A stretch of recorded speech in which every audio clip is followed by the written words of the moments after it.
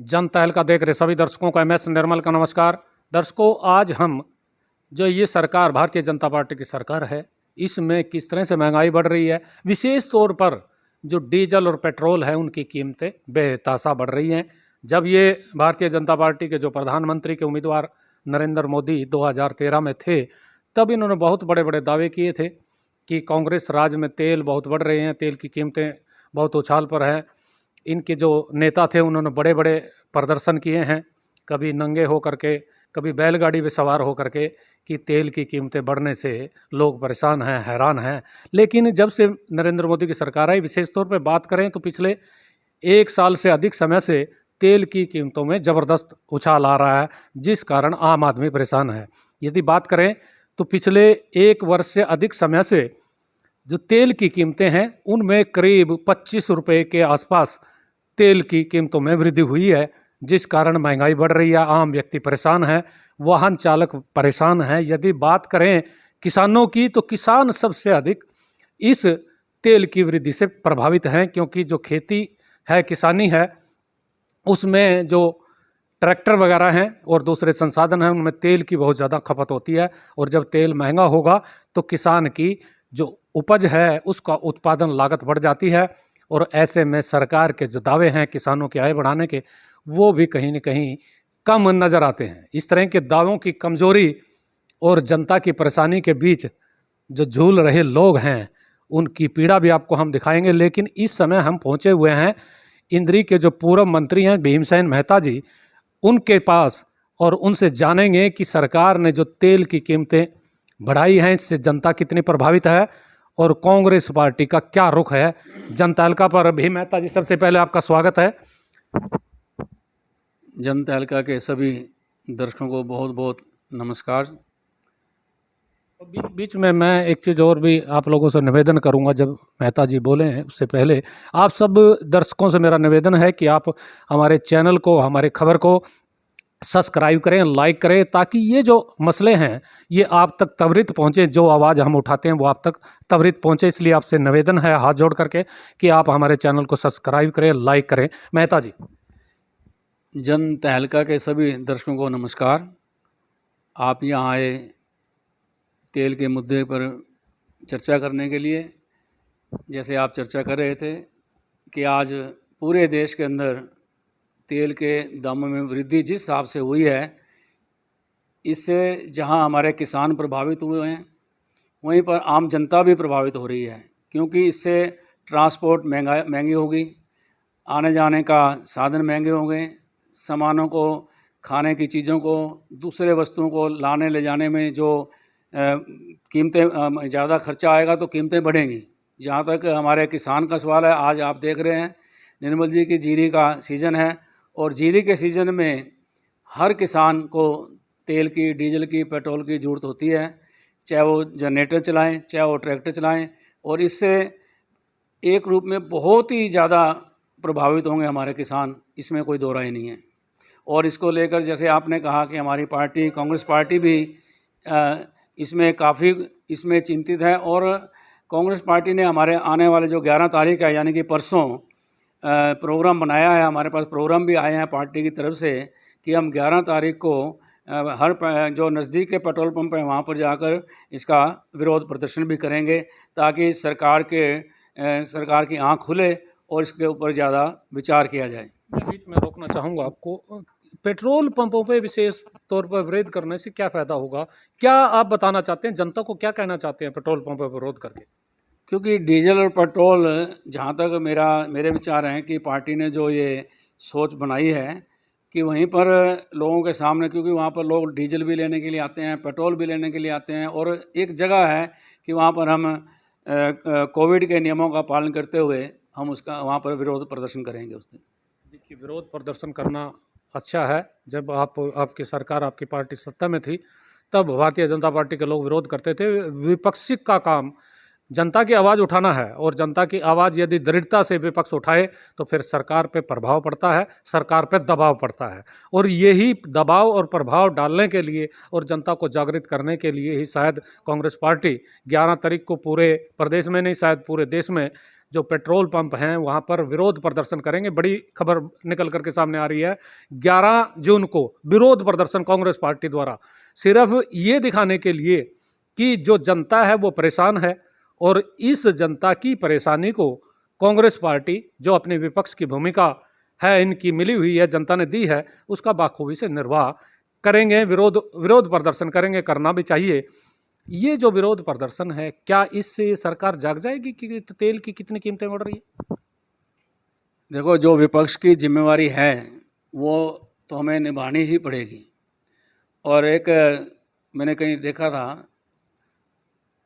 Mobile phone पे किसी ने डाल रखा था व्हाट्सएप पे, एक मजाक भी है, हंसे भी है कि सरकार, जो मौजूदा सरकार है, ये लोग पहले कहा करते थे कि हम डॉलर और रुपये को एक समान करेंगे।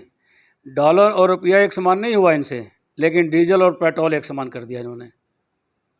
कितनी एक विचार की बात है ये, कि जिनका कोई मतलब ही नहीं है कि महंगाई को रोकने के लिए कोई प्रयास करें, कोई विकास के लिए काम करें। पिछले लगभग 2 साल हो गए हैं जो नई सरकार दोबारा बनी है, 2-2.5 साल, कोई विकास के नाम पर कोई नई ईंट नहीं लगी आज तक।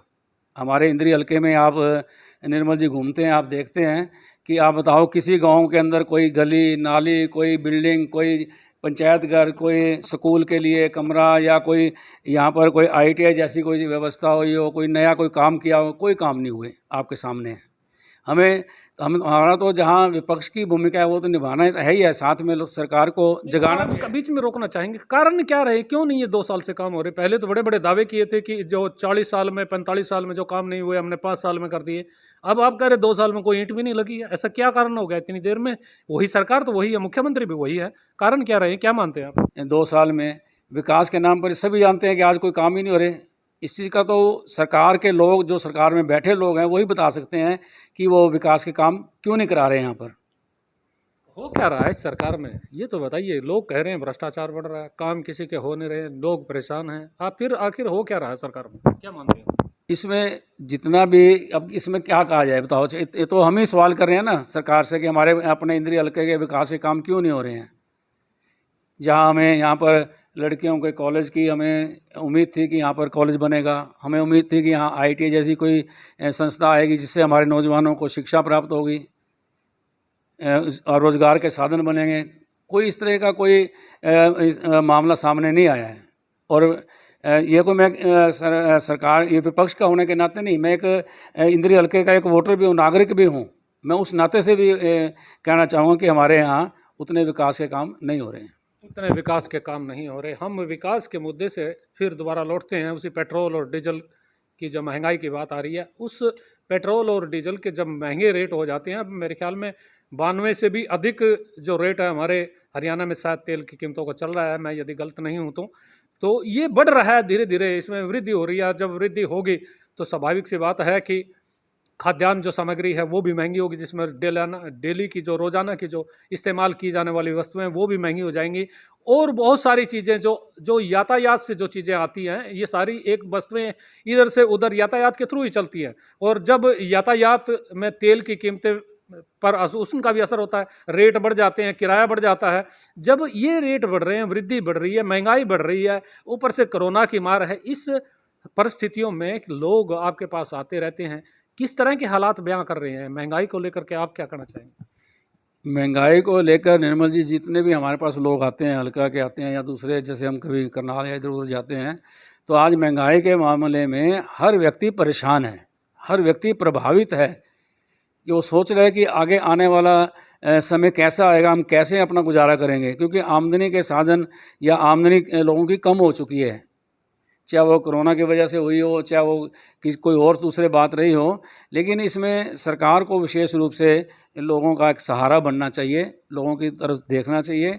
और महंगाई को रोकने के लिए हम तो यही अपील करेंगे आपके माध्यम से कि डीजल और पेट्रोल के दाम कम किए जाएं, ताकि दूसरे जो हैं ज़रूरत की चीज़ें हैं जो यातायात के साधनों से आती जाती हैं, उनमें उनके रेट कम हों।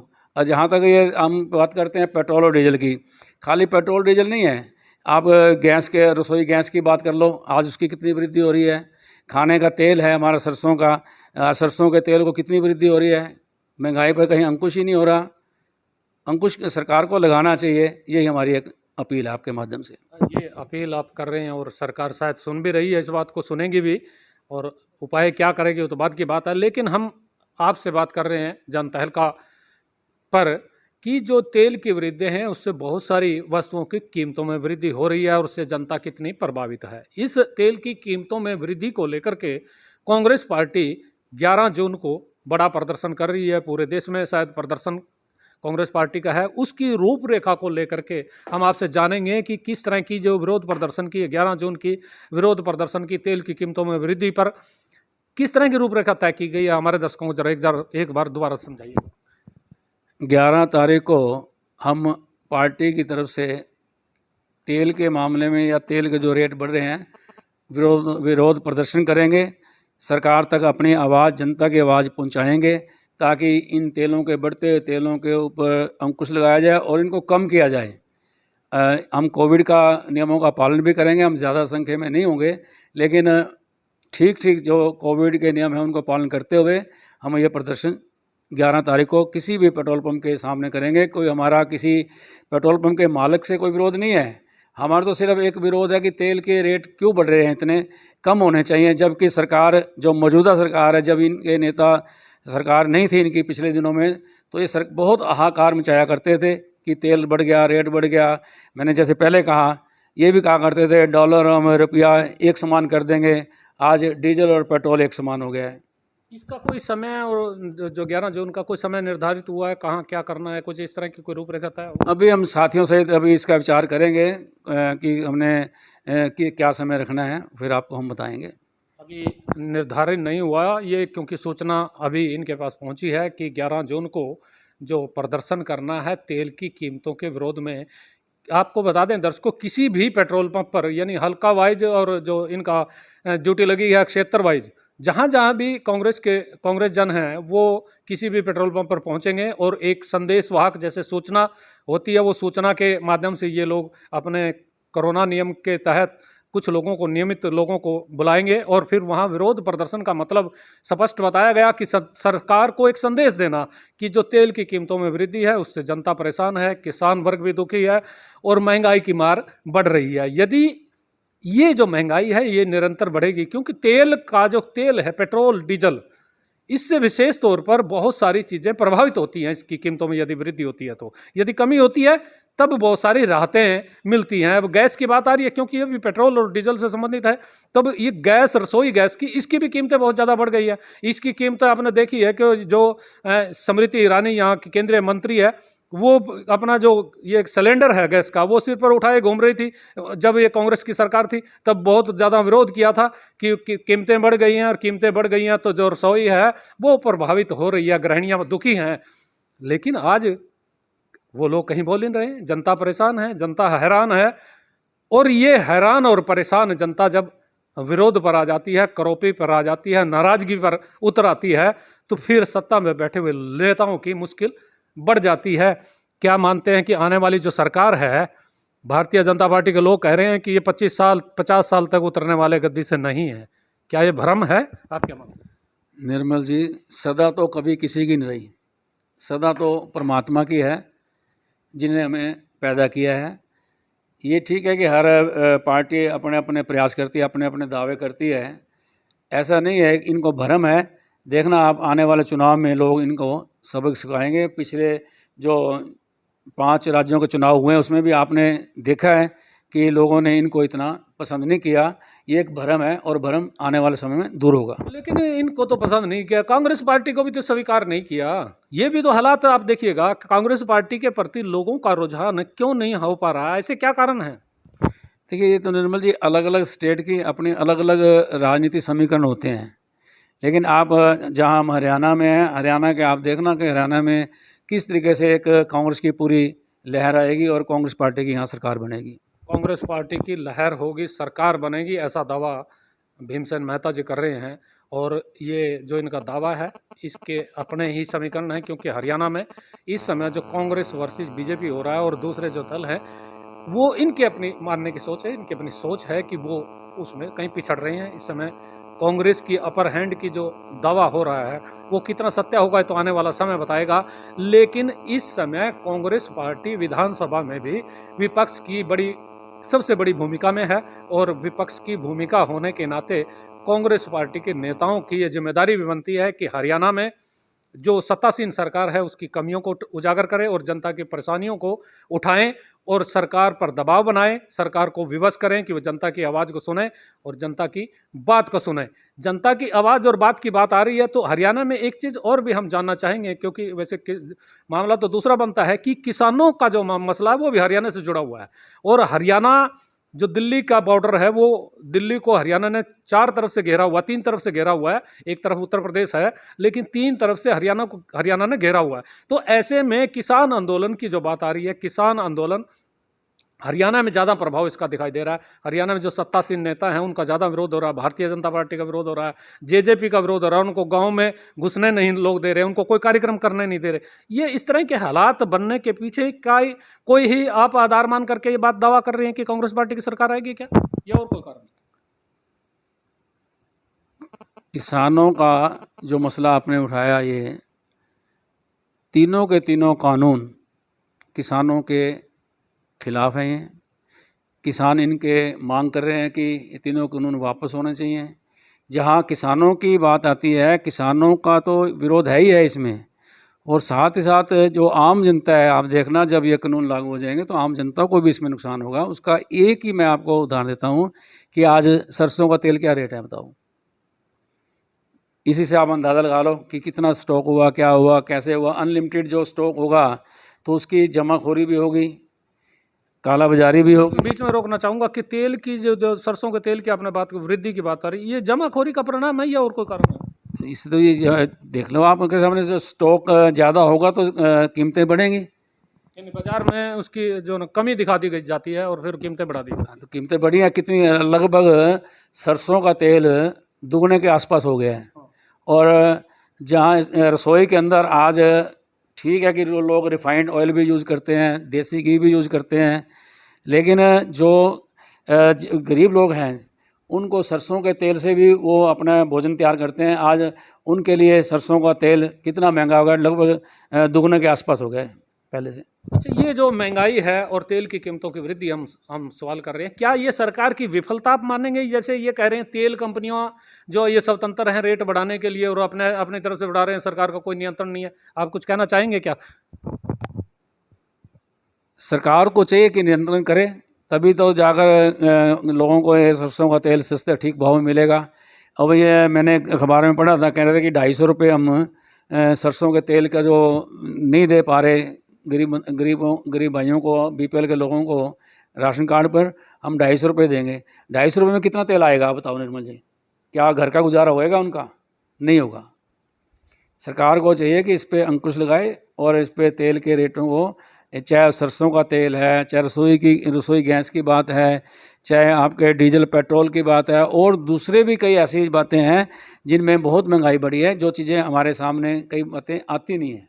एक चीज़ और भी सवाल तेल का, पेट्रोल की कीमतों के आपने कहा नियंत्रण करें, लेकिन नियंत्रण जब चुनाव था या पश्चिम बंगाल में देखा, दूसरे राज्यों में जब चुनाव था, चुनाव में हमने देखा 1 महीने तक कहीं भी तेल की कीमतों में वृद्धि नहीं हुई। यदि सरकार का नियंत्रण तेल की जो कंपनियां हैं उनकी कीमतों पर नहीं है तो फिर वो चुनाव के दौरान ऐसी कौन सी बात आ गई थी, क्यों नहीं बढ़ी? चुनाव का परिणाम आते ही फिर तेल की कीमतें में वृद्धि हो गई। क्या मानते हैं कि सरकार की कहीं मिलीभगत है?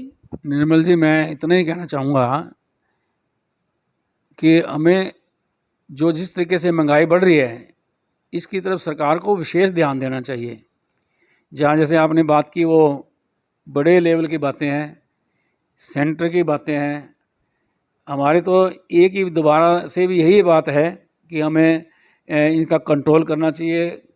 गरीब आदमियों के पास जो महंगाई खूब आ रही है उनके पास उसका कंट्रोल करें। एक तो कोरोना से हमें बड़ी परेशानी है लोगों को, पर लोग बड़े दबाव सा प्रभावित महसूस कर रहे हैं, और दूसरा जैसे महंगाई बढ़ती है इस तरीके से लोगों के अंदर एक जो हौसला है वो नीचे जाता है। तो मैं तो यही आपके माध्यम से ही कहना चाहूँगा कि महंगाई जिस तरीके से बढ़ रही है इस पर अंकुश लगाना चाहिए। अंकुश लगाए सरकार, जनता का हौसला ना तोड़े, क्योंकि कोरोना की मार और जो तेल की कीमतें या दूसरी महंगाई की मार है, उन दोनों में के बीच में जनता पिस रही है, आम आदमी पिस रहा है, गरीब आदमी पिस रहा है। गरीब आदमी की भी सुने सरकार, आम आदमी की सुने, किसान की सुने, मजदूर की सुने, कर्मचारी की सुने, व्यापारी की सुने। यदि सरकार इन वर्ग के लोगों की नहीं सुनेगी तो फिर ये लोग वोट के समय, जब वोट देने का वक्त आएगा, सरकार को सत्ता में बैठे हुए नेताओं की अकल ठिकाने लगा देंगे। तो समझदारी इसी में है कि आप जनता की आवाज को सुने और उनके दुख दर्द को दूर करने का हर संभव प्रयास करें। आप देखते रहिए जनता तहलका। मैं हूं MS निर्मल और मैं अपने सहयोगी पंकज के साथ आपसे फिर पुनः अपील करूंगा कि आप हमारे चैनल को देखते रहिए, सब्सक्राइब कीजिएगा और हमारा उत्साहवर्धन कीजिएगा। शुक्रिया, नमस्कार।